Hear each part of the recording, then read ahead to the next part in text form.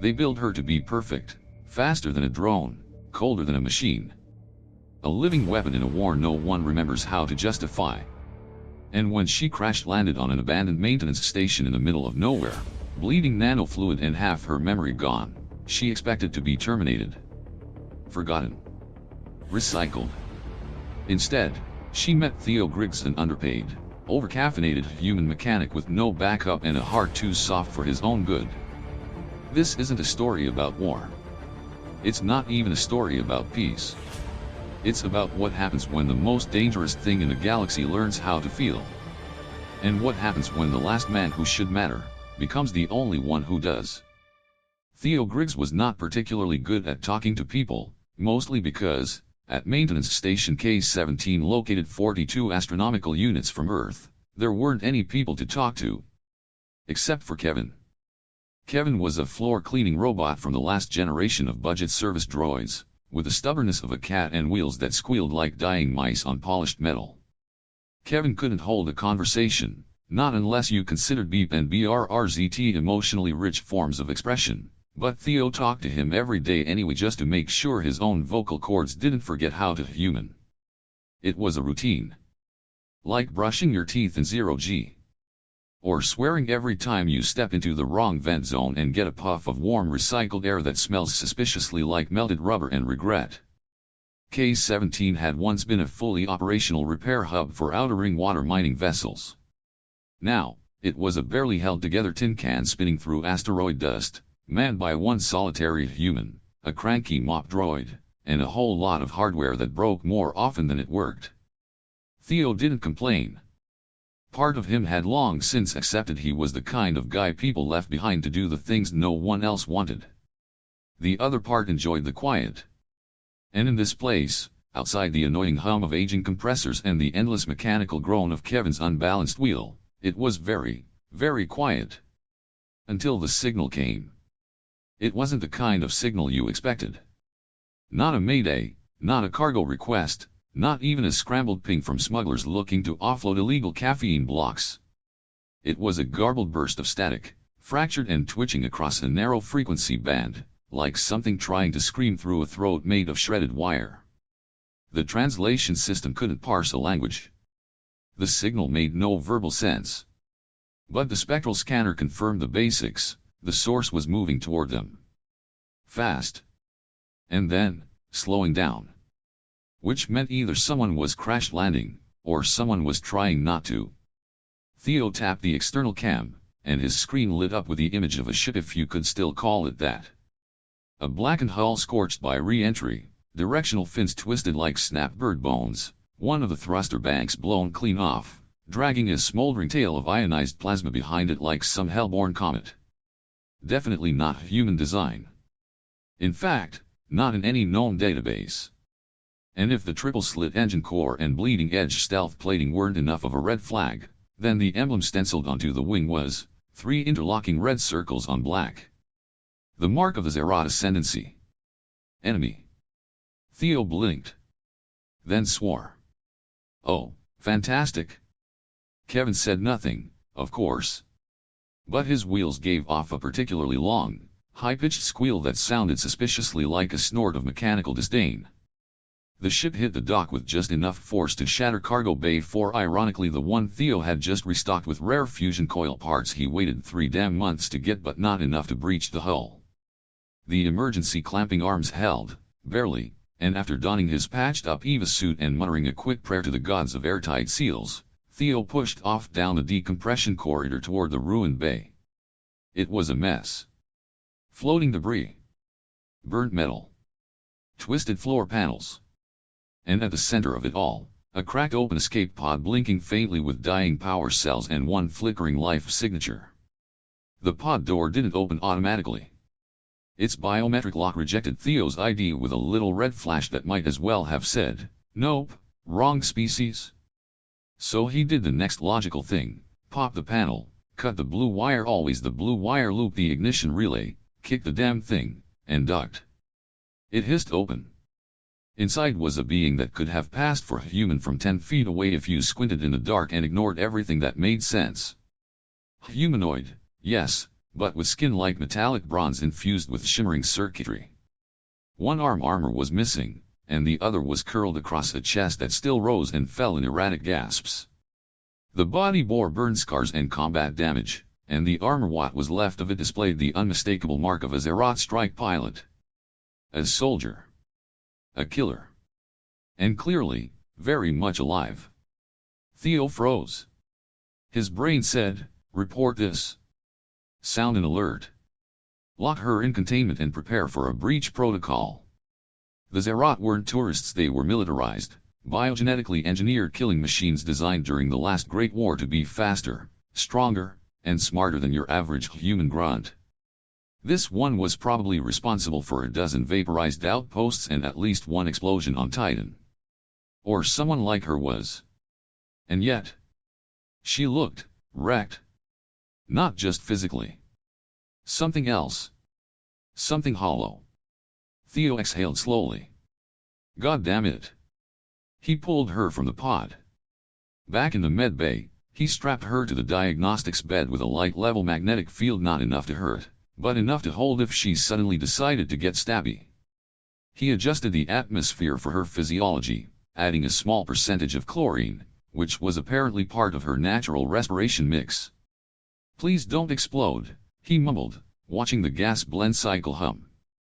Kevin lurked in the corner, emitting a low whine that Theo interpreted as "I told you so." 8 hours later, she woke up. She didn't thrash. Didn't scream. Just stared at the ceiling with those triple-irised eyes, like trying to remember whether she had been born yesterday or 1,000 years ago. Then she turned her head slowly toward him. "You are, what?" she asked.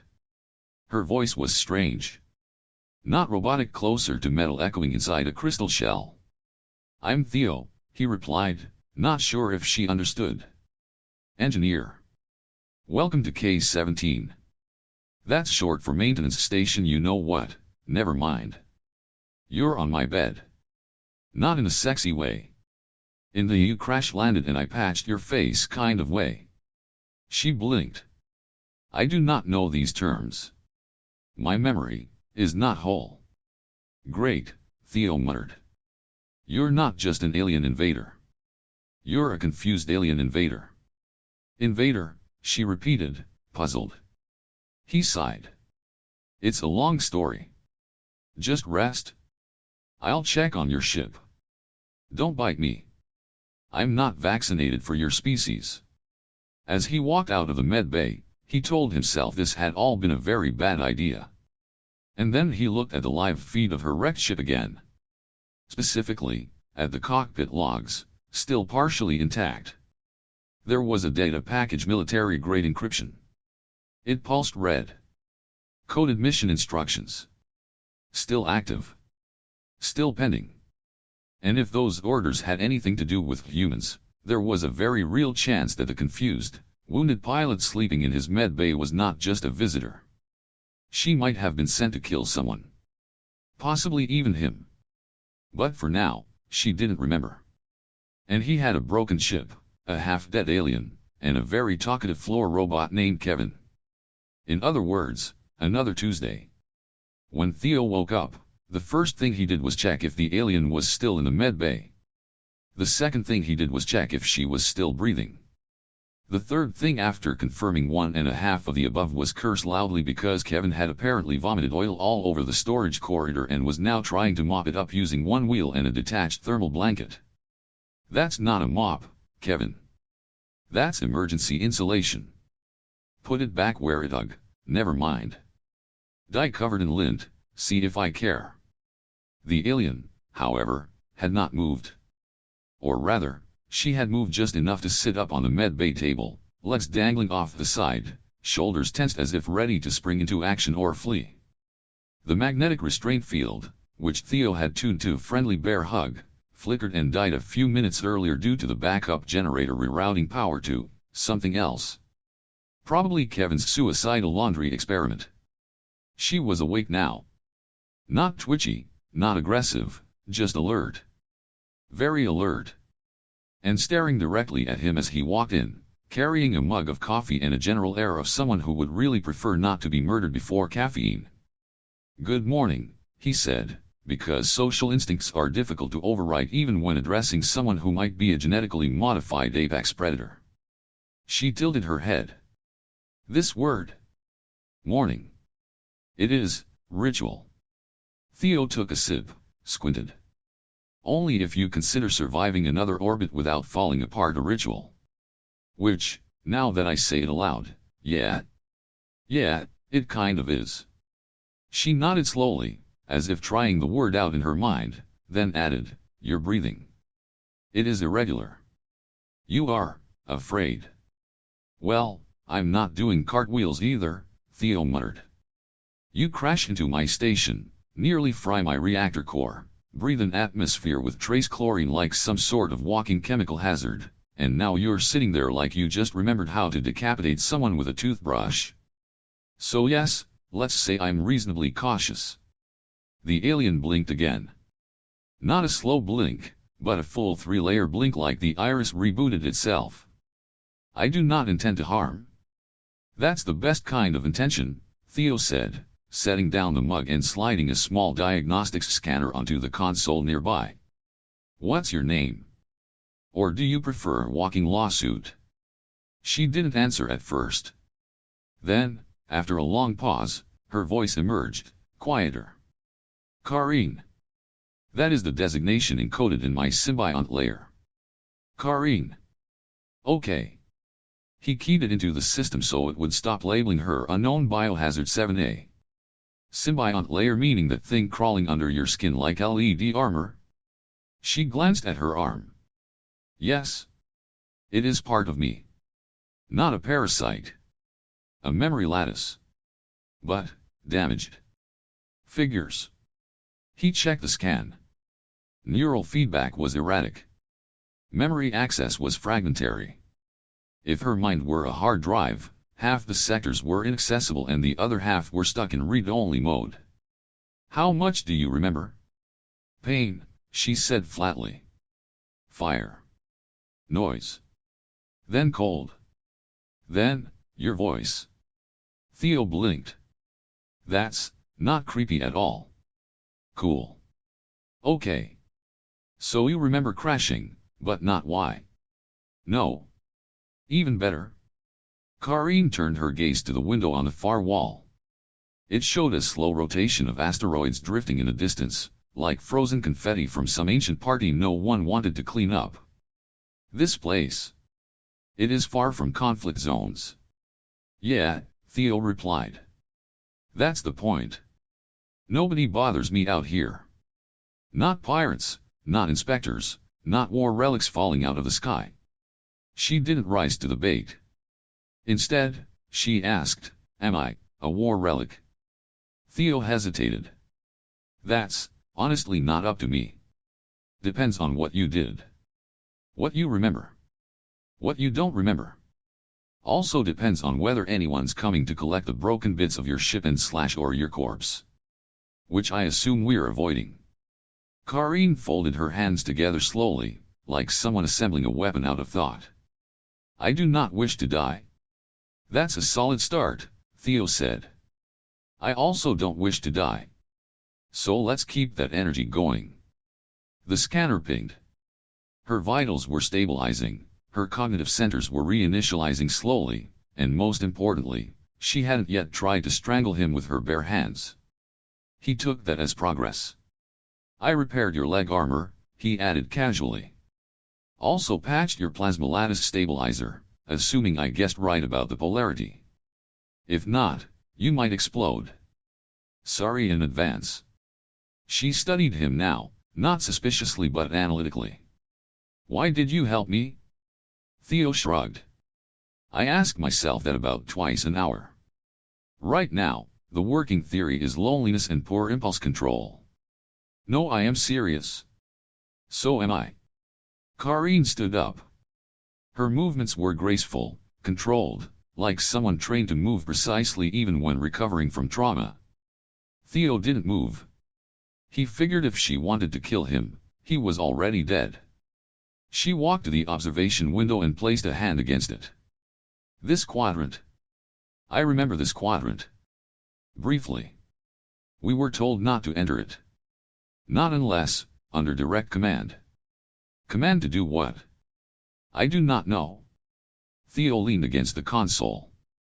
So let me get this straight. You crash into my station, have no memory of your mission, come from a species known for biochemical warfare and stealth assassinations, and might or might not have been ordered to kill someone in this system. Does that sound about right? Karine turned back to him slowly. Yes. Cool, Theo said, rubbing his temples. Love that for me? There was silence for a moment. Kevin rolled into the room, dragging a metal panel it had probably stolen from the heating system. It bumped into Karine's leg and made a disgruntled beep. What is this creature? Karine asked. That's Kevin, Theo said. He's mostly harmless. Mostly. Kevin emitted a sound like a toaster sighing. Can he speak? No. But he judges. Silently. All the time. Karine gave Kevin a long look. Kevin blinked a sensor light at her, turned, and rolled back out without explanation. I like him, she said. Of course you do, Theo grumbled. Later that evening by station clock, anyway, Theo reviewed the logs from her ship again. Deep encryption. Still pulsing. Still locked. And most worryingly, still transmitting something. Not a signal. Not quite. More like a beacon ping buried under sensor noise, broadcast every few hours in a format that didn't match Zerat or human protocols. Great, he muttered. Just great. You're not just a mystery, Karine. You're a glowing space pinata full of classified data and potential murder. In the quiet of the station, he watched her on the monitor. She was standing in the hydroponics bay now, staring at the artificial sunlight with a look that could almost be called wonder. Theo didn't know what she was. Spy? Soldier? Victim? He didn't even know what he was anymore, except a guy who fixed broken things and accidentally adopted a war machine with amnesia. And yet, there was something in the way she tilted her head when music played. Something in how she asked questions with genuine curiosity. Something that made him think just maybe whatever Karine had been built to be, wasn't what she wanted to stay. Which would be beautiful. Assuming it didn't get him killed first. There are certain universal truths in the galaxy. The laws of physics. The inevitability of bureaucracy. The fact that whenever you fix one part of a ship, 3 other parts will mysteriously break out of spite. Theo Griggs was currently being reminded of this as he hung upside down in the cramped engine compartment of Karine's down starfighter, holding a diagnostic wand in his teeth and trying very hard not to drop a flux coupler into the gravity coil. Kevin beeped at him from outside the hull, presumably to inform him that another system had failed. Possibly the oxygen pump. Possibly the coffee machine. In either case, equally critical. Not now, Kevin, Theo muttered, spitting the wand into his palm. I'm elbow deep in alien engineering, and I swear if one more plasma line cross-feeds into my foot, I'm rerouting your voice box through the sewage vent. Kevin did not respond, but the sudden whoosh of a decontamination cycle activating suspiciously close to the open access hatch might have been his form of protest. Inside the cockpit, Karine sat perfectly still in the co-pilot chair or what was left of it watching Theo work. She had insisted on being present during the repairs, citing reasons like tactical oversight, memory alignment, and you might break something that I later need to kill people with. The last part was probably a joke. Probably. Theo didn't mind the company. In a strange way, her quiet presence was comforting. Not because she was particularly warm emotionally or thermally, but because she didn't ask the usual questions. Like why he was still out here, in a forgotten slice of space, fixing rust with optimism and duct tape. Or why his only friend until last week had been a robot that couldn't even tell jokes. What is that smell? Karine asked suddenly. That's the insulation foam I melted, Theo said. If you're smelling it, either the cockpit seals are breached or your symbiotic lungs are doing some kind of weird air-sharing thing. Either way, try not to pass out. She tilted her head. It reminds me of something. Not battle. Something quieter. That's deeply concerning, he said, tightening a bolt with exaggerated care. But also weirdly poetic. Want to try the auxiliary startup? She reached for the panel, her fingers moving with instinctual grace until they hesitated, hovering just above the button. I don't remember this chip, she said quietly. But my hands do. Theo froze. That wasn't just a line. There was something different in her voice. Not confusion. Not fear. Something like awe. Muscle memory, he offered gently. Happens to humans too. Your brain blanks out, but your body still remembers the dance. She pressed the button. The ship hummed, lights flickering across the console. The central engine core flickered, then coughed, then died. Well, that's familiar, Theo muttered. Karine looked at him. That noise. The one it made just now. I've heard it before. In another dream. In another death. Theo gave her a long look. Want to unpack that a little? She stood up slowly, fingers trailing the edge of the dashboard like she was reading it in braille. I think I died. Or almost died. Not just when I crashed here. Before. I remember flames. A screaming sound inside my skull. A corridor filled with white light. Not like here. It was warm. Familiar. Then gone. Medical trauma? Theo offered. Clone reboot? Some kind of forced recall. She shook her head. No. It wasn't forced. It was chosen. Theo rubbed the bridge of his nose. Okay. So either you're a rogue operative who voluntarily wiped her memory and fled to deep space, or I've inhaled way too much burned insulation foam and none of this is real. I could be both, she said, completely serious. I'm going to pretend you said that sarcastically. He climbed out of the engine compartment and landed with a soft grunt beside her. The light from the console flickered off her skin, casting shifting metallic shadows across her features. For a moment, she looked completely alien again, unreachable. Then she sat down beside him on the floor and said, "Tell me about your people." Theo blinked. What, humans? Yes. What do they do? He snorted. Complain, mostly. Invent increasingly stupid ways to kill each other. Argue about coffee. Occasionally build space stations out of leftover freight containers and send weirdos like me to maintain them. She tilted her head. And love? The question sucker-punched him more than any plasma bolt. What about it? Do humans love easily? Theo hesitated. Some do. Some don't? It's not logical, if that's what you're thinking.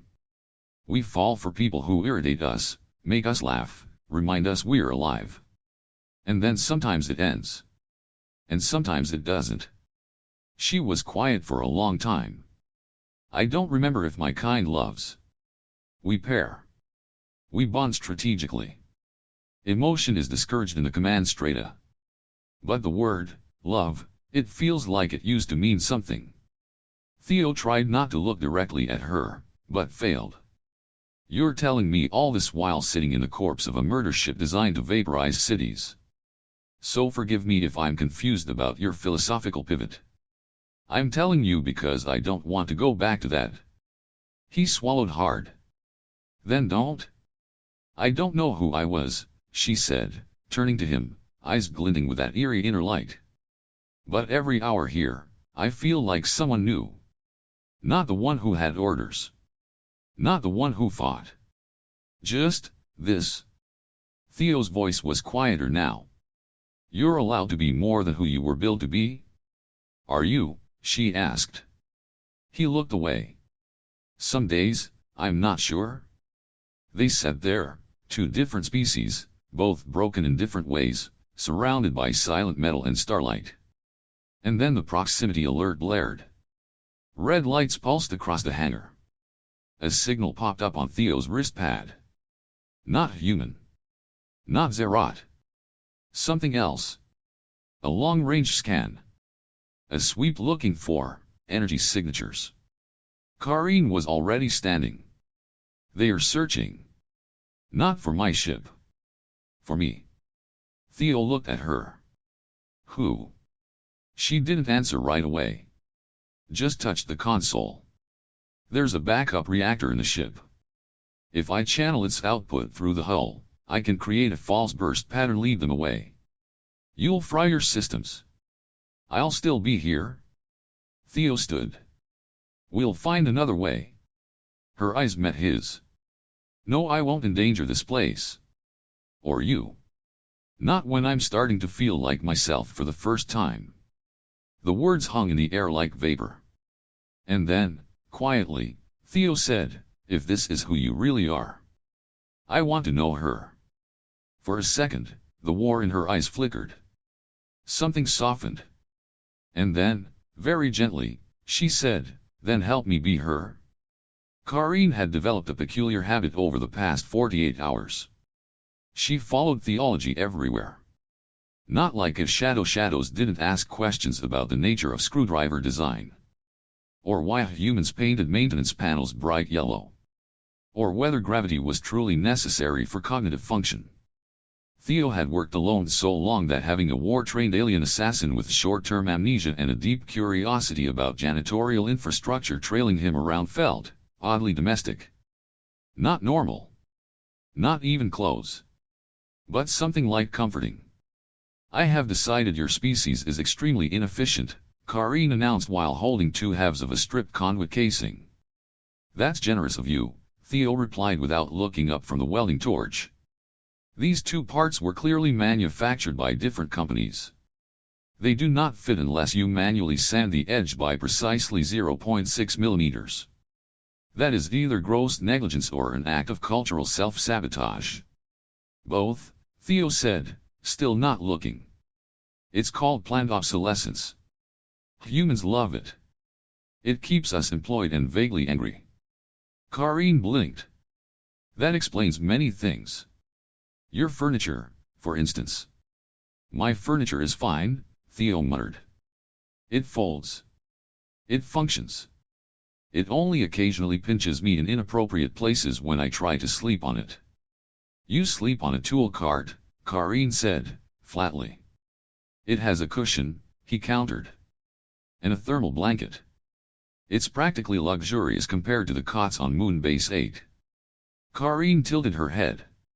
Were you a soldier? Theo paused. The torch flicked off. Sparks died in midair. Not really, he said, quieter.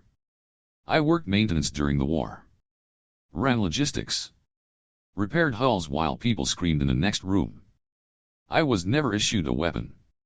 Unless you count sarcasm and a really nasty wrench. Did you want to fight? She asked. I wanted the war to stop, he said. And for people to stop breaking things that didn't belong to them. Still do. She didn't press further, which he appreciated. They worked in silence for a bit, Karine carefully shaping the conduit, Theo resettling the pressurization valves with a resin that smelled like burned citrus and wet socks. Eventually she said, I think I used to be very good at killing. But I don't think I liked it. Theo looked up. You don't remember doing it. I remember how my hands feel when they are empty now. And it feels better than when they were full. It wasn't quite a confession. More like a truth someone had whispered to themselves for the first time and wasn't sure yet whether to believe. Want to test the system? Theo asked, standing. Karine nodded. They flipped the panel and watched as the pressure gauge climbed steadily. No leaks. No alarms. The duct sealed with a satisfying hiss and the ambient hum of the station evened out, the way a house sighs after repairs. You know what this means, Theo said. That we're competent. Karine offered. That Kevin owes us a round of drinks, Theo grinned. Kevin, rolling past with a bucket of smoldering mystery goo, beeped in protest. We don't serve your kind here, Theo called after him. What kind is he? Karine asked. Passive-aggressive cleaning bots with abandonment issues, he replied. Later that evening, or what passed for evening on a ship where lights dimmed based on Theo's arbitrary schedule, they sat in a central wreck alcove, which was really just a storage closet that Theo had converted into a mess of beanbags, half-working screens, and a food dispenser that only produced two things: powdered noodles and disappointment. Karine was examining the screen, cycling through old Earth broadcasts Theo had archived out of boredom. She paused on a documentary about whales. "These creatures," she said. "They communicate with song. They bond for life. They defend their young. And they are hunted." "Yeah," Theo sighed. "Humans are amazing at discovering beautiful things and then ruining them." "You saved me," she said, suddenly. Theo blinked. "You're not a whale." "I was broken. Like the things you say your kind ruins. But you fixed me." He laughed softly. "I just gave you oxygen and made sure you didn't bleed out. That's baseline human decency. Baseline for some. Not all." Theo leaned back, tossing a foam wrench into the air. "You make me sound heroic. I'm not. I'm here because I didn't want to be where people expected me to be. Because I couldn't fix what really mattered." She watched him. "What was it?" "My brother," he said, voice quieter now. "He served. Really served. Combat drops. The whole thing. He didn't come back. And when they sent me the report, they attached a maintenance requisition. Wanted to know if I could refurb the gear from his unit for redistribution." Karine's eyes glowed faintly in the dark. "Not sympathy. But understanding." "I wanted to punch the entire galaxy in the face," Theo continued. "Instead I came out here and started fixing broken things no one cared about. It was easier. Cleaner." "You still care," she said. "Yeah. Damn it." She reached over and took the foam wrench out of his hand. "Is this a ritual object?" He snorted. "It's for training bots. Kevin uses them to pretend he's repairing things instead of just making them worse." She turned it in her hands. "It has balance." Theo raised an eyebrow. "Are you saying you could use it as a weapon?" She didn't answer. Just gave a small smile. The moment stretched, strange and soft. They were alone, orbiting nothing, sitting in a closet with noodles that tasted like regret, and for some inexplicable reason, Theo felt more seen than he had in years. "Do you miss them?" Karine asked. "Them? Your kind?" "I think I miss the idea of them more than the people themselves," Theo said. "But yeah. Some days. Some names." "Then perhaps I will give you a name," she said. Theo blinked. "I already have one. A name from my kind," she clarified. "It is not an honorific. It is an alignment." He sat up. "Okay. Hit me." She touched two fingers to the center of his forehead. "The Elec. One who sees the broken hole." "That's weirdly touching." "It is better than mine," she said. "Karine. It means guided by a mission. But I no longer remember the mission." "Maybe that's the point," Theo said. "Maybe you get to pick a new one." She tilted her head. "Then I choose survival. And understanding. That's two. I am ambitious." Theo laughed. A real one this time. The kind that felt like air returning to old lungs. The lights flickered once. A system pinged. On the monitor, a faint echo rippled across the long-range scan grid. "What's that?" Karine asked. Theo squinted. "Could be a comet.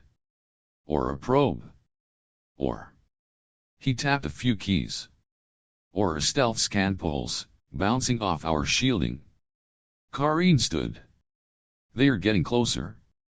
"Yeah," Theo said, already feeling the familiar tightening in his chest. "And I don't think they are here for noodles." She looked at him, steady. "Then we prepare." together. And Theo, the guy who used to only fix things because it was all he knew how to do, nodded. Because maybe, just maybe, this wasn't about fixing anymore. Maybe it was about building something new. Karine didn't scream. That's what caught Theo off guard the most. No flailing. No cursing. No panic thrashing like a sitcom character waking from a bad dream. Just a small, clipped intake of breath and then a slow, controlled exhale like she was exhaling a ghost. He found her standing barefoot on the cold metal floor of the observation corridor, lit only by the reflection of a distant gas giant outside the viewport. Her posture was still, her arms at her sides, but her eyes triple-irised, unnervingly focused, were watching something he couldn't see. Or maybe something inside herself. Nightmare? Theo asked, holding a warm thermal pack wrapped in cloth. Because when you didn't have hot chocolate, sympathy, and a vaguely warm rice sock were the best he could do. No, she said, not moving. Not a dream. A memory. Ah, good. That's always the thing you want to hear from the genetically engineered murder guest currently living on your maintenance station. Fun kind, or the war crime kind? I was in a corridor. Metal. Smoke. Someone was dragging me by the arm. I was bleeding. Not from battle. From extraction. I had failed. I remember, screaming. Not mine. Children. I remember being told to ignore them. And I did. Theo stood in silence. He wasn't great at heavy emotional moments. He fixed machines because they didn't cry, didn't need comfort, and never asked for forgiveness. You remember where? He asked gently. I think it was on Vosik 12. Human colony. Civilian sector. She looked at him now. Her face wasn't anguished. It wasn't even sad. It was something worse, blank. Controlled. We were ordered to destabilize. Disable the filtration systems.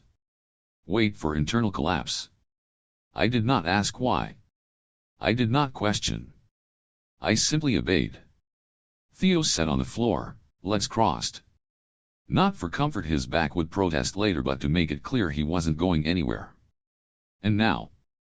Karine closed her eyes. Now I remember the names. They wore tags. Human identification. One of them drew a picture of me. I destroyed it. Her voice cracked, just slightly. He smiled when he showed me. The silence stretched. Only the hum of distant systems filled the void. I don't want this, she said. What? The memory? The capacity? The instinct? It's in me. I know it is. I know how to kill 25 different species in less than 10 seconds. I know how to disable a heartbeat with 2 fingers. I know how to disarm, to deceive, to disappear. I do not want these things. But they do not leave me. Theo rubbed his jaw. You ever try not doing them? She opened one eye. That's your advice. It's not great, he admitted. But it's something. You remembered a moment that should have defined you. And instead of celebrating, you hated it. That's not nothing. That's awareness. I could still become her again, she whispered. And I could still become the guy who drinks himself to death in a Martian bar, Theo said. But instead, I'm here, arguing with a reformed assassin about moral relativism in my pajamas. Life's weird like that. Karine looked down at the floor. You think I can choose? I think the moment you're afraid you can't choose, is the moment you're already making a better one. She stared at him. Something shifted behind those alien eyes. Less precision. More weight. Then, very quietly, thank you. He handed her the thermal pack. You want to talk more? I'm here. If not, I'll be in Bay 2 trying to convince the water recycler to stop smelling like seaweed and shame. She didn't laugh. But she smiled. Just enough. Later that day, Theo was elbow-deep in a clogged filtration valve when Kevin trundled up with a data slate awkwardly balanced on one end. This, on its own, wasn't unusual. Kevin had become increasingly opinionated lately and insisted on being a messenger droid despite having the express personality of a folding chair. What was unusual was the contents of the slate. Theo scanned the transmission and swore under his breath. The pulse they had detected 3 days ago. Not random. It was a ping, a query across Zeroth military frequencies. One Theo had rerouted and buried in the diagnostic logs because letting Karine see it felt, at the time, like handing a recovering alcoholic a bottle of fire wine and a list of nearby bars. But now the signal had gotten smarter. It had pinged back. Not just passively, actively. It had responded to Karine's ship systems. Not from inside, but something left behind. A dormant data crystal embedded in her backup memory array. Probably a fail-safe. Shit, Theo muttered, louder this time. Kevin beeped. No, I'm not mad at you, he said. Unless you installed alien spyware while I wasn't looking, in which case, we're gonna have words. He headed for the docking bay. Karine was there, standing in front of the exposed engine core of her ship, staring at the small blinking note embedded in the wall. She didn't turn when he entered. I know. You do. I felt it wake up. It's part of the symbiote net. Passive command retrieval. It's how they bring us back. Back where? To programming. Theo's stomach did a slow, quiet flip. Can you shut it off? Karine didn't answer right away. Not permanently. If I destroy it, another will activate. It's recursive. Redundancy is their religion. Theo stepped forward. Then we spoof it. Rewrite the signal. Loop the data. Make it think you've already been collected. She looked at him. Can you do that? He hesitated. No idea. But it sounds impressive when I say it like that, doesn't it? A pause. Then, surprisingly, she smiled again. Yes. It does. Theo got to work. It took 7 hours, 2 arguments, 3 emergency fuses, and 1 brief explosion that only singed off half an eyebrow. In the end, they created a signal ghost, a loop response that mimicked a command confirmation handshake. Karine watched the signal stabilize on the readout. Her expression was unreadable. You're safe, Theo said. No, she corrected. I'm invisible. That's not the same. He nodded. Fair. She leaned back. I don't want to hide forever. You won't? I want to confront what I was. Theo studied her. You sure? If I don't, it'll chase me until I'm her again. That night, Karine stood alone in the empty wreck bay. On the screen, she watched an archived video of a human family playing in a park, laughter, water balloons, a dog barking in the background. The kind of banal joy that made no tactical sense. She watched it on repeat. Theo found her later, asleep on the floor, the video still looping. He didn't wake her. He just sat beside her and watched. Because he understood something now. Karine wasn't fighting against her past. She was fighting for her future. And that was a war worth losing sleep over. It started at 0200 hours. Which was already suspicious because nothing good ever happens at 0200 hours. People don't send birthday invitations at 0200. They don't fall in love at 0200. They don't say I have great news at 0200 unless they are lying or trying to sell you off-world real estate. So when the station's comms panel lit up with a quiet but persistent ping, the kind of ping that didn't belong to any known friendly database, Theo knew it wasn't going to be a pleasant call. He didn't even get out of bed at first. He just stared at the blinking light from his bunk like it had personally betrayed him. Kevin, across the room, emitted a soft bloop of concern, which was how he expressed both curiosity and disappointment. Theo sighed, kicked off the blanket, and muttered, "Fine, let's see who forgot we exist." By the time he made it to the control hub, the ping had turned into a coded handshake attempt. Not Zerat military format, not human either. Something adjacent. New. Experimental. And that's when Theo knew, this wasn't a coincidence. This was a search pattern. Someone or something was actively scanning for her. Karine.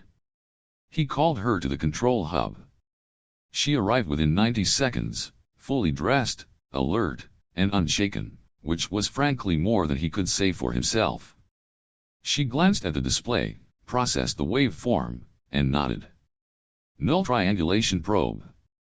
Adaptive frequency. It's narrowing range. Theo's stomach did an involuntary backflip. It's looking for you? It's looking for the energy signature of what I used to be. My symbiote network, even when dormant, emits a specific baseline frequency. They are close enough now to isolate it. Theo leaned over the console. How close? Karine stared at the numbers. 3 light minutes. Give or take. 3 light minutes. Close enough to see them. Close enough to reach them. And in space, proximity is the luxury of people who've already decided what they are going to do. So we shut it down, Theo said. Block the signal, mask the emissions, hit the symbiote with a neural blank. I don't know something. Karine was quiet for a beat. If we suppress it that hard, I'll go comatose. Theo stopped. That's not ideal. No, she said, evenly. He paced. We need another option. What if we divert the signal? Create a decoy? Something for them to chase. She crossed her arms. To fool a null tracker, the decoy needs to mimic more than energy. It needs behavioral data. Motion. Thought patterns. Theo turned toward her slowly. How much data did you leave on your ship? Her expression changed. Not alarmed, resigned. Enough. Then we give it to them. The ship's core will overload if we activate the AI fragment inside. Can we do it remotely? No. Great. Kevin chose that moment to roll in and beep loudly. Theo turned. No, Kevin, we are not arming the photon torpedoes. We don't have photon torpedoes. That was a metaphor. Kevin beeped again. Louder. Karine crouched down next to him. He's not talking about weapons. Theo blinked. What?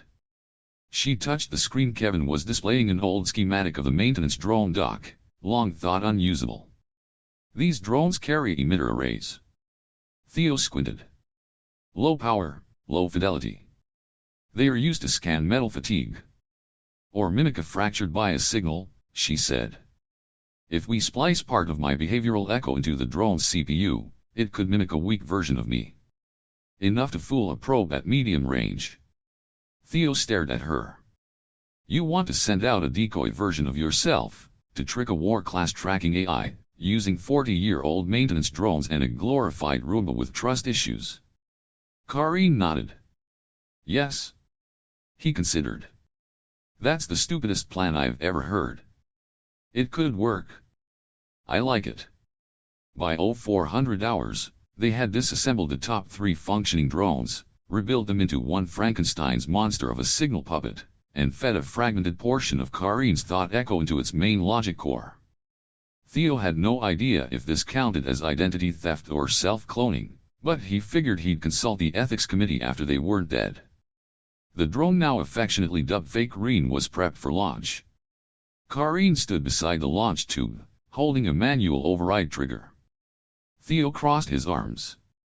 You sure about this? If it works, they'll follow the echo. If it doesn't, they'll come here and kill us both.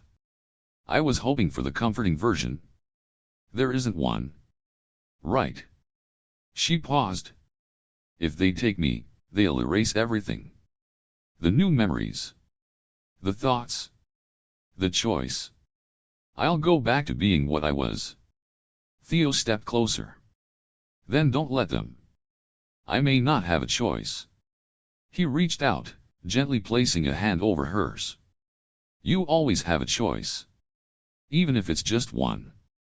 She looked at him. And for the first time, she didn't look like a soldier, or a memory-deprived experiment, or a ticking time bomb. She looked like a person. Frightened. Brave. Real. Ready, she asked. Never, he said. Do it anyway? She launched the drone. It zipped out into the void, silent and small, trailing a tailored trail of ghost data, a synthetic heartbeat overlaid with decoy movement patterns and light emissions. Theo watched the screen as the tracking pulse locked onto it. Then, shifted. Then, vanished. They are following it, Karine whispered.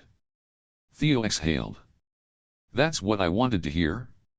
At 0500 hours, they sat in the wreck alcove in silence. The adrenaline was fading. Reality was crashing back in. Theo handed Karine a steaming cup of tea blend made from whatever powdered herbs the station called calming. It tasted like warm cardboard, but at least it was warm. Do you think they'll figure it out? He asked. Eventually, she said. But it will buy us days. Maybe more. I'll take days. She sipped slowly. You risked yourself. Again. It's becoming a habit, he said. I'm blaming you. She tilted her head. Why? Because you make me want to be braver than I am. I don't know if that's a compliment or a lawsuit waiting to happen.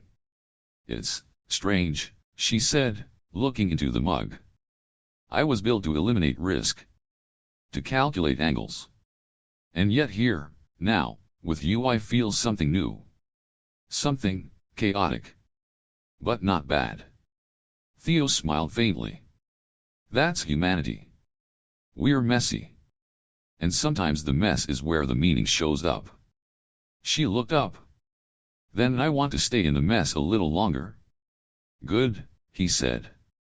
Because we've got plenty more where that came from. Outside, the drone moved toward the outer belt, still transmitting its fabricated soul, still buying them time. Inside, two beings not meant to trust each other sat in a broken lounge on a half-forgotten station, sipping bad tea and pretending the stars weren't full of hunters. And for the first time in years, Theo didn't feel alone. And Karine, once programmed for obedience, felt like she might finally be free. There were a lot of things Karine didn't know. She didn't know what day she'd been born. She didn't know what her first language was, or who had trained her, or how many people had died because she followed orders issued in a voice she could no longer remember. She didn't even know what kind of tea she actually liked, despite Theo's determination to make her try every box he had stolen from abandoned cargo haulers. But she did know this. Theo Griggs smiled with his mouth and his eyes, and when he did it too long, she forgot she wasn't supposed to have a heart. He wasn't beautiful in any classical sense. Not symmetrical. Not graceful.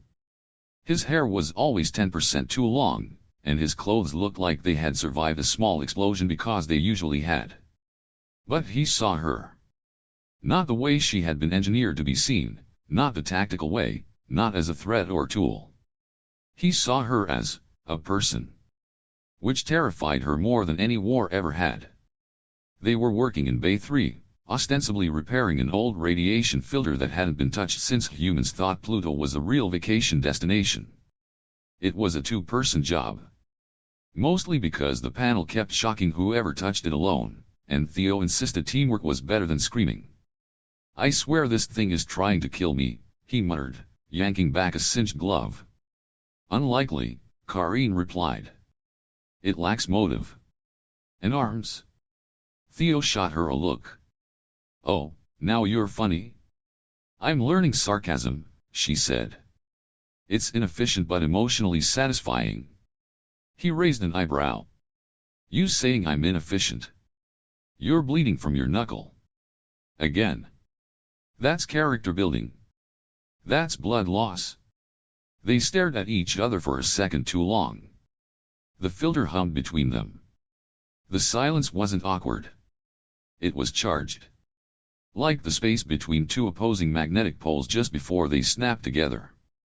Theo looked away first. So, he said, suddenly very interested in the wall, do Zerat have, relationships? Karine tilted her head. Define. Romantic ones. Emotional attachments. Partnerships. Bad decisions made in candlelight, stuff like that. She considered. We have bonding protocols. For compatibility. Reproduction. Strategic alliance. But they do not involve candlelight. Noted. But, do you ever feel something? Not just logic. I don't know, she said. But when you handed me that ridiculous thermal blanket yesterday because I looked cold, I felt something. And when I thought you might have been injured during the drone launch, I felt something stronger. It is not quantifiable. But it is real. Theo exhaled, slowly. So what does that mean, Karine? She looked at him. Eyes steady. Voice calm. It means I don't know what I am. But I want to find out. With you. And suddenly, Theo Griggs, space mechanic, emotional disaster, professional T-pusher, had no idea what to say. So he said the only thing that felt honest. Same. They didn't kiss. Not yet. The moment didn't ask for it. It asked for proximity, not contact. For the gentle gravity of two orbiting bodies finally aligned on a shared trajectory. After the repair, they returned to the wreck alcove, where Theo produced what he called comfort rations. They turned out to be chewy protein bars shaped like miniature hammers and flavored like old socks and cinnamon. Karine ate hers with a straight face. This is either food or an industrial sealant. Theo nodded. Yes. She blinked. Yes to which? Yes, he repeated. She squinted at the bar. Humans are chaos. Thank you, he said, bowing slightly. We worked hard on that. She stared at him again. You're not afraid of me anymore? He paused. I think I am. A little. But that's okay. Fear isn't failure. It just means something matters. Karine leaned back. When I first woke up here, I considered killing you if necessary. Not with anger. Just efficiency. I assessed the odds. Your tools.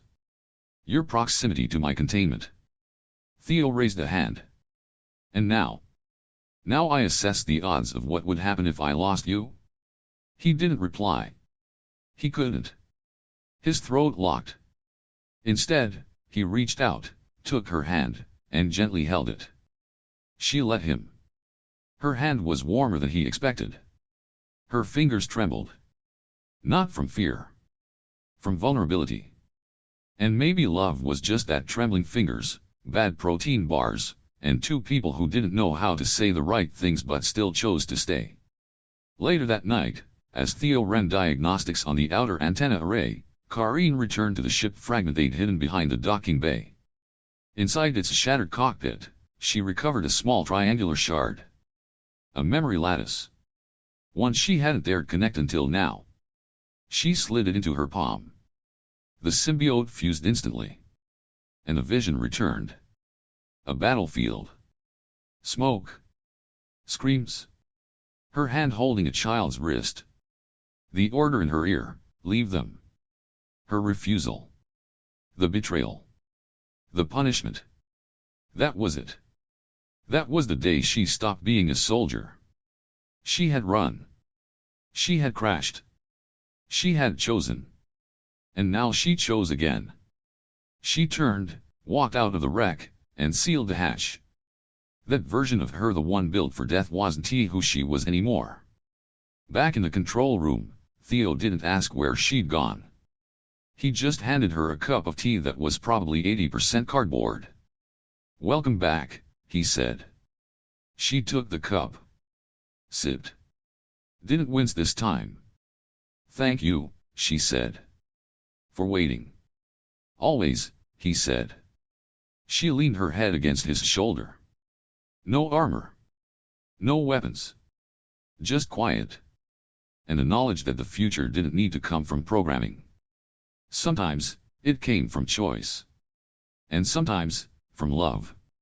Even if you didn't know what kind of tea you liked yet. It was supposed to be a maintenance day. Nothing complicated. Rotate the solar arrays, recalibrate the thermal shielding, and maybe if the stars align finally get the damn coffee synthesizer to stop producing liquid that tasted like burnt ambition and radiator fluid.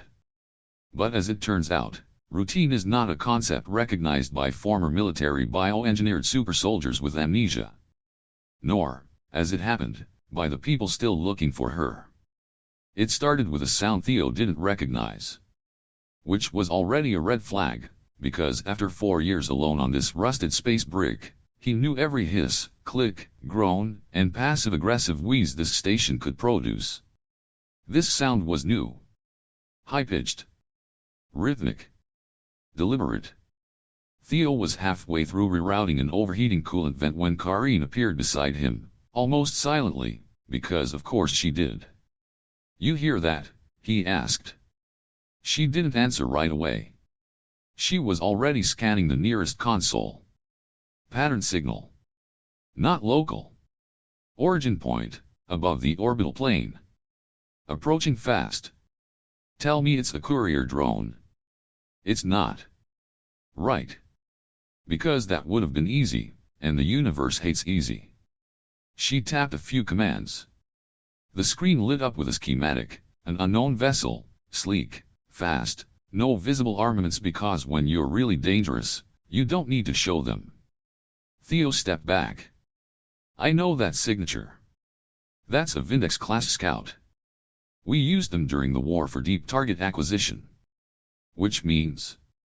They're here to find me, Karine finished. Yup. They had 2 options. Neither of them good. Option 1, stay on the station, pretend to be harmless, hope the scout passes by and fails to notice the unique bioenergy signature of one very rare, very illegal, very sentient former's errot operative sipping tea in the rec room. Option 2, Karine leaves. Activates her half-functional ship, jumps to a random system, draws them away. Alone. Theo hated both. Karine, naturally, was already preparing for option 2. Nope, he said, watching her reattach her weapons harness still damaged, still terrifying. Not happening. She looked up, cool and calm. It's the only logical path. If I stay, they scan, they find me, and they bring more. You die. This station dies. I erase what little I've built. If I leave. If you leave, you die alone, Theo snapped. Karine didn't flinch. That's better than dragging you down with me? You think I'm that fragile? She didn't answer. Which, in fairness, was not a yes. But it wasn't a no, either. He stepped forward. You're not a bomb anymore, Karine. You're not some sleeper protocol with legs. You're a person. A person who deserves a choice. And he stopped, swallowing the next words. Karine watched him carefully. You what? He exhaled. I'm tired of losing people. You think this is logic? No.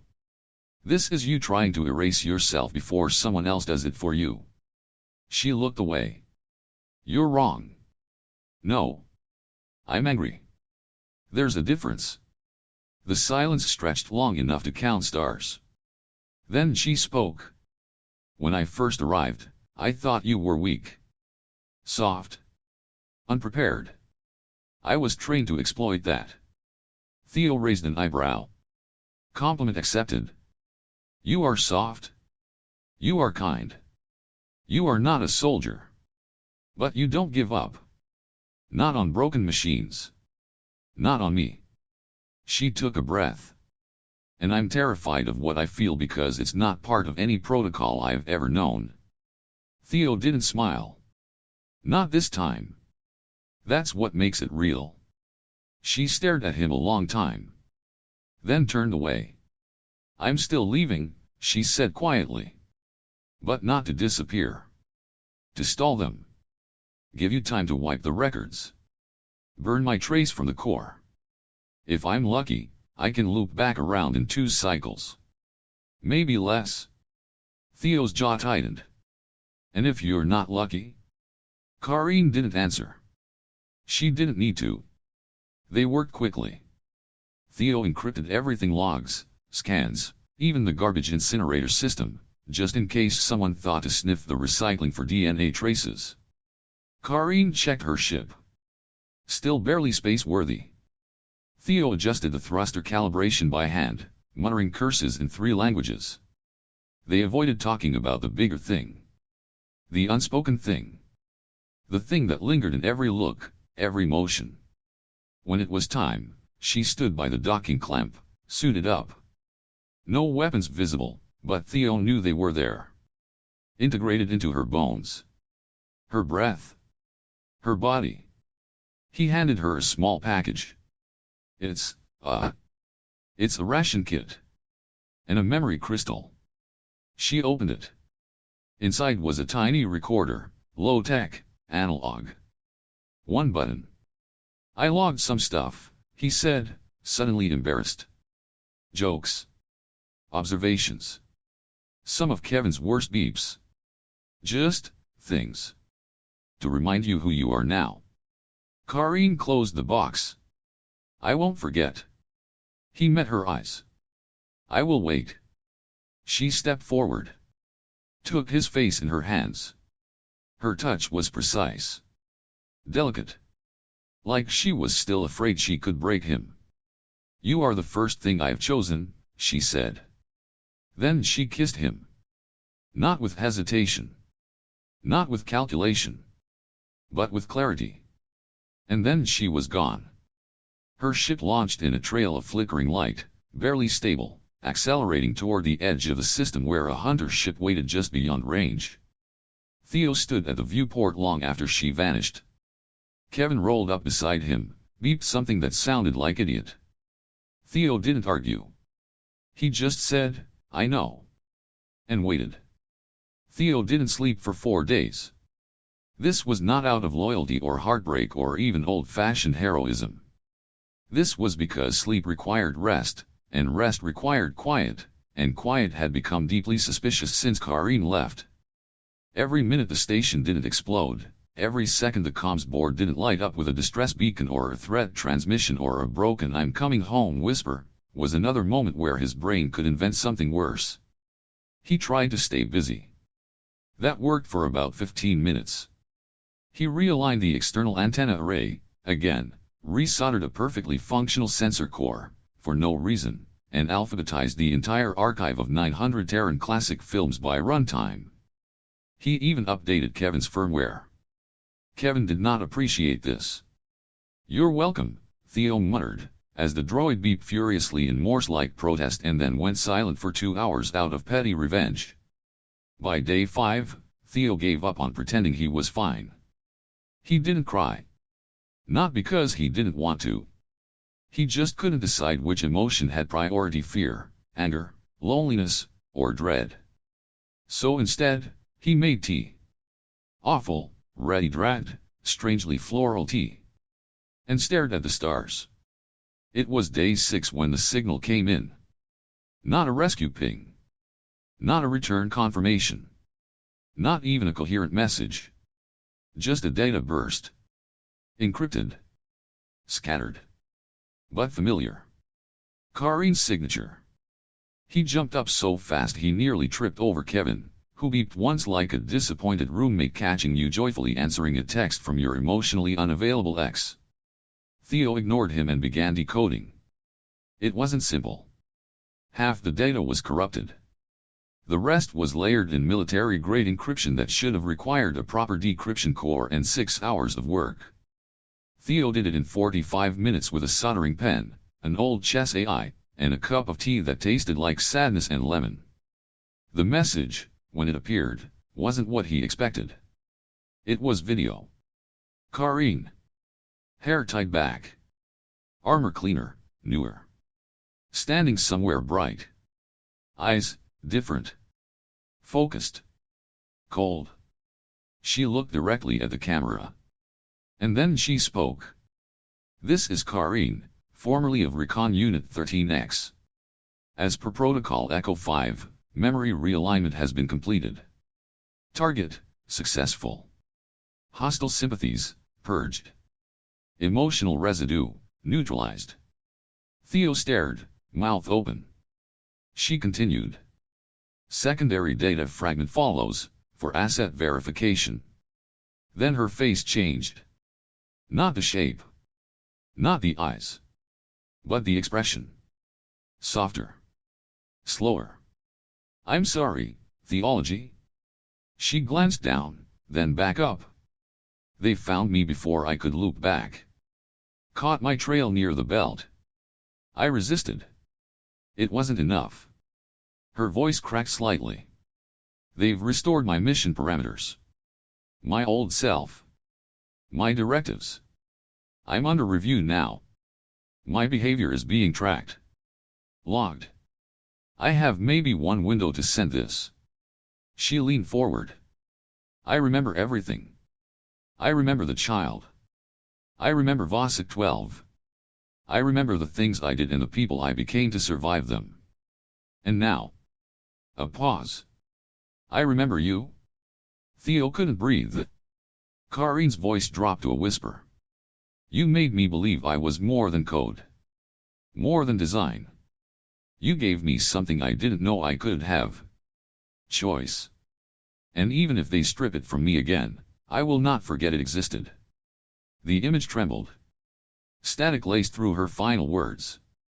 Don't wait for me. Not anymore. The next Karine they sent back might not be me. Then the screen went black. Theo stared at it for a long time. And said nothing.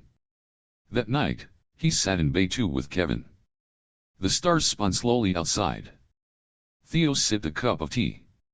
Didn't taste it. Didn't care. She's gone, he said finally. Kevin beeped. A soft, low beep. Almost a lullaby. Theo nodded. Yeah. I know. But she was here once. Really here. And that matters. He got up, walked to her ship, still parked in silence, hidden from any scanners. He touched the hull. I remember you too, he said quietly. Then he opened the emergency access panel. And began to rebuild. 2 weeks passed. No news signals. No trace of the scout vessel. No indication that Karine had survived, escaped, or been anything. But the memory of her lingered in the corners of the station. In the empty teacups. In the wreck alcove where the screen still looped old whale documentaries. In the smudged fingerprint on the console she always leaned on with one elbow. Theo didn't try to move on. Not yet. He just existed. And slowly, he wrote. Wrote logs. Wrote thoughts. Wrote the things he wished he'd said out loud. He uploaded them into the station's long-range buoy.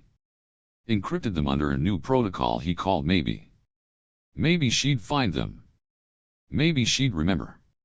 Maybe she was still in there. On day 21, the buoy launched. On day 23, it left the system. On day 28, Theo stood in the observation corridor. Alone. Until the comms board lit up. Just one word. Unencrypted. Maybe. The message was short. One word. No encryption. No header metadata. Just, maybe. Theo stared at it like it was going to explain itself. He even refreshed the screen, just to be sure it wasn't a software glitch or Kevin's idea of a joke.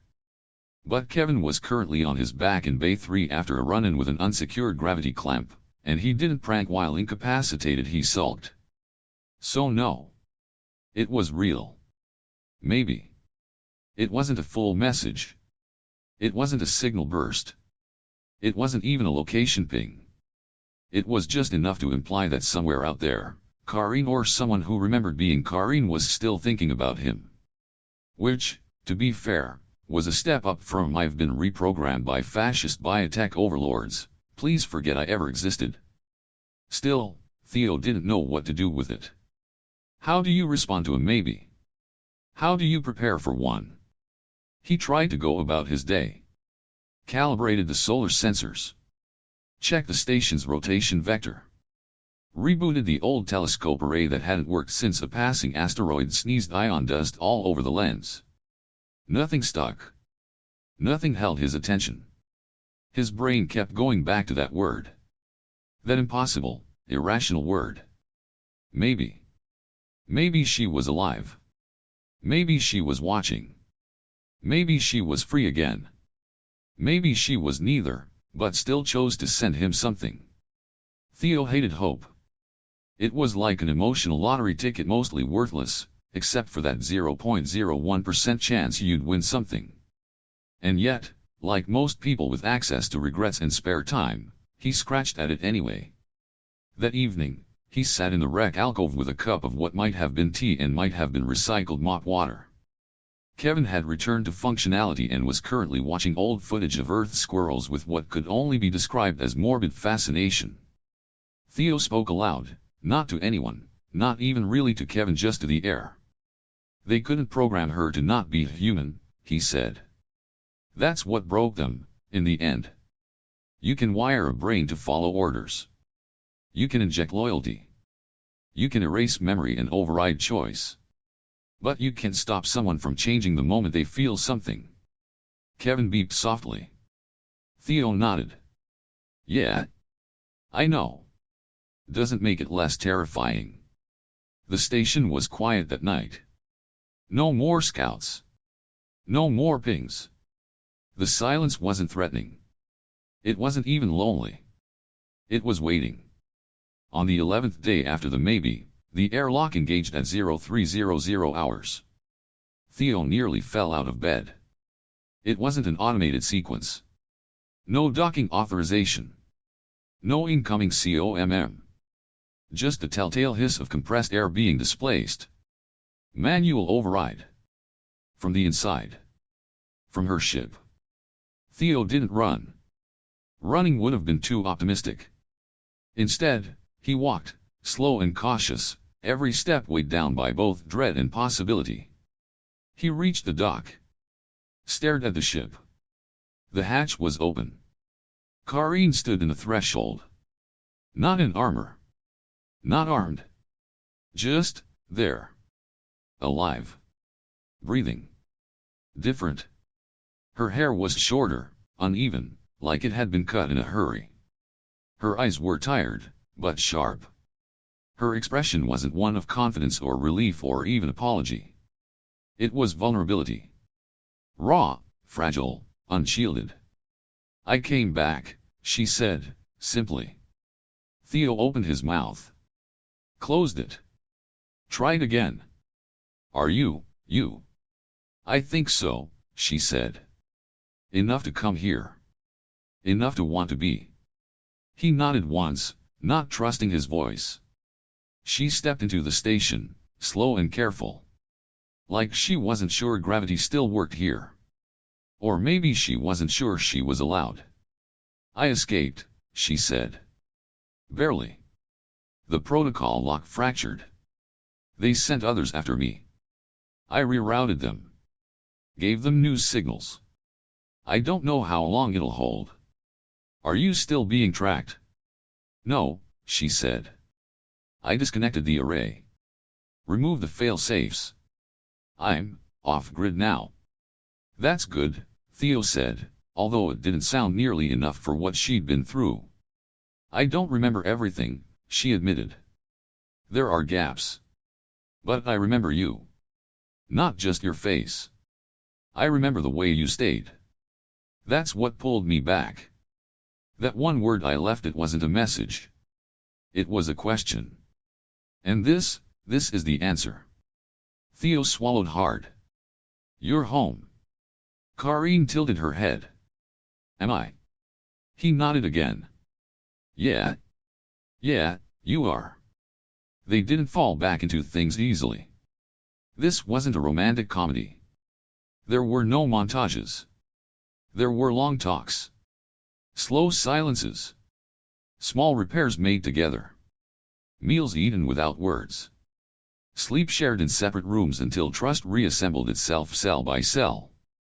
Karine didn't ask for forgiveness. Theo didn't offer absolution. What they had wasn't a reset. It was a rebuild. And that mattered more. She told him pieces of her flight, how she'd reconnected with old programming, felt it clawing at the walls of her consciousness. How she'd nearly given in again. How she didn't. Because of him. Because of choice. Emotion, she said one night, was what made me unpredictable.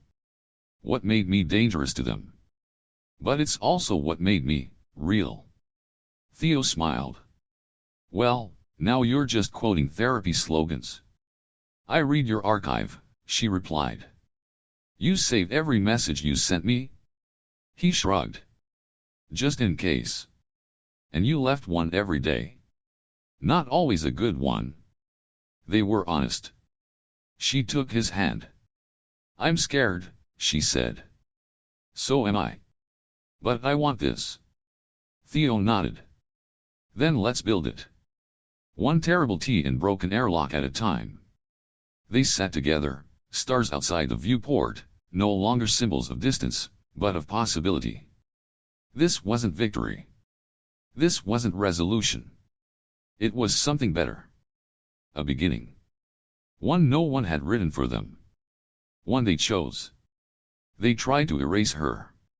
Rewrite her. Reclaim her. But there was one thing they could never code out, never control. Choice. She chose to feel. She chose to return. She chose him. And in a universe filled with protocols and programming, that one human mechanic, in his half-broken station with his terrible T and kinder heart, gave her something she never had before. Not a mission. Not a command. A future. Sometimes, the strongest force in the galaxy isn't power or programming. Sometimes, it's two broken people who choose each other anyway. And maybe, just maybe, that's how everything begins again.